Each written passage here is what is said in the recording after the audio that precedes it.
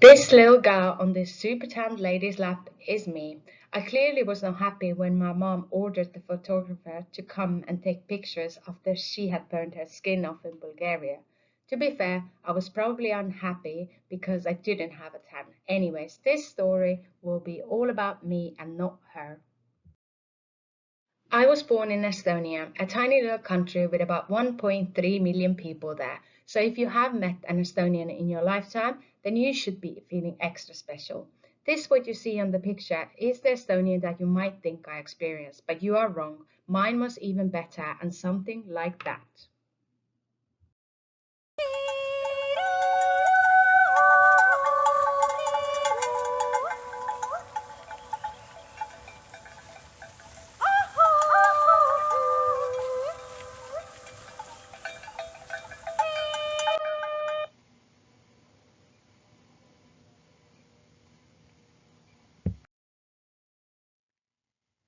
This was a joke. I really don't know how to sing to cows, but I did grow up on a countryside.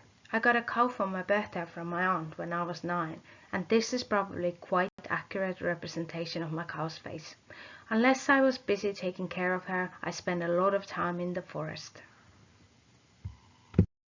Until this day, forest is my happy place, where I go to gather my thoughts, perhaps think about some of my horrible life choices, recharge my spirit, and find my true self again. I think it is quite easy to forget who you are in this busy world we live in. I love nature and its power since I was little, and that takes me to what this story is about. Earlier this year, I enrolled myself to study an online course on naturopathy, and you might be thinking, what on earth is this? Well, let me explain to you, because perhaps like you, I couldn't even pronounce it. Naturopathy is as old as life itself on this earth. It's all about living in harmony with the nature and using what nature gives us to heal us. It teaches us how to cure mind, spirit, and body together, not separate. It covers many different topics from nutrition to acupuncture. There is a lot to learn, trust me.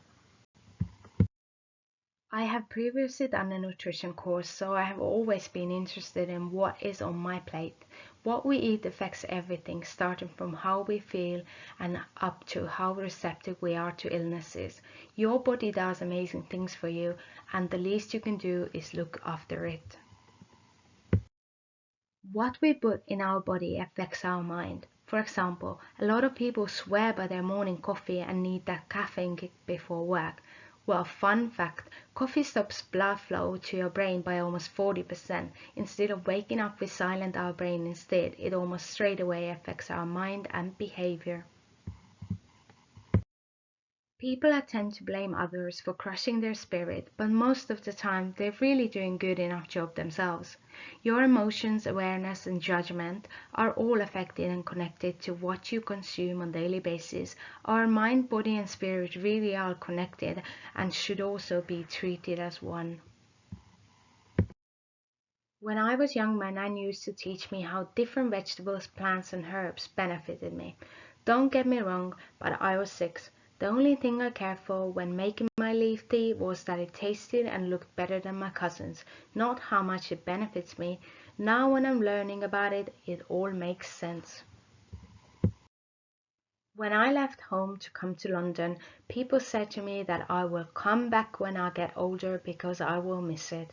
I used to think they are mad if they think I'm coming back to the farm to be my mom's cheap labor, but to be honest, they might have had some truth to their story. Even here in London, I try my best to grow plants and herbs. I find that the whole process of growing something is just so therapeutic. It's funny that the things that seem to excite me now are growing herbs, vegetables, and owning a farm, but this is where I run away from. Well, while I have been away from Estonia, I went from full meat eater to a journey of pescatarian, vegetarian, and then vegan. Oh, my mother was so delighted. She didn't even understand vegetarian, so this was something new to her. After seeing what I eat, having countless debates and arguments, she approved. To be totally honest, when growing up, I didn't have much luck with the animals that I owned. A few of them ran away, some died, and some were killed. When my mom killed my cow, I didn't speak to her for 3 weeks, and this is a very long time for me. All in all, I think it was destined that I become vegan.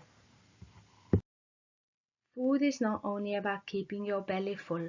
Just the other day I read that carrots were grown as medicine, not as everyday food to start with. I'm learning new information every day, and I wish more people would look at food for their health benefits rather than just getting rid of hunger.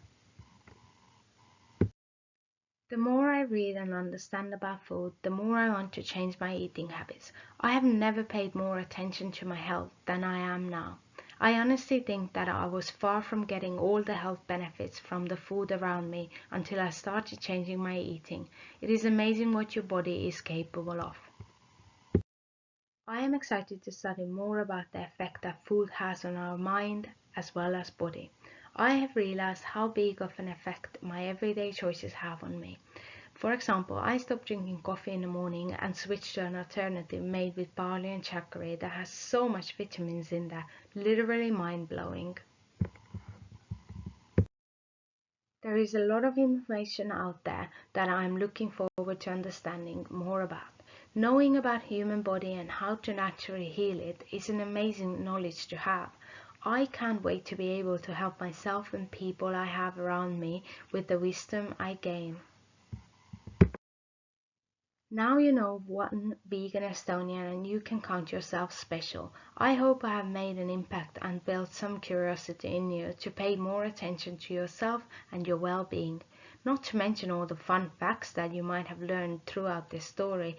Be positive and life will start to change. Goodbye now.